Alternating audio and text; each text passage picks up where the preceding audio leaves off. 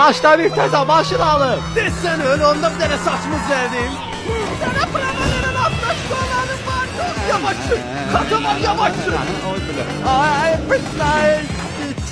Kaldım hemen. Uşaklar pazara girler. Turtumuşlar zaten ne lazım da alım. Aç köpeğin kızı pazar vaktidir. Ay!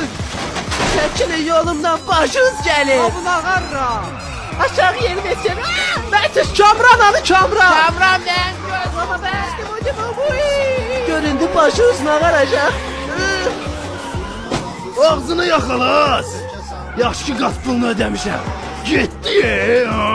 Dedi mənə bacı gözüne bakmırsan bacı kurban. Bura gel.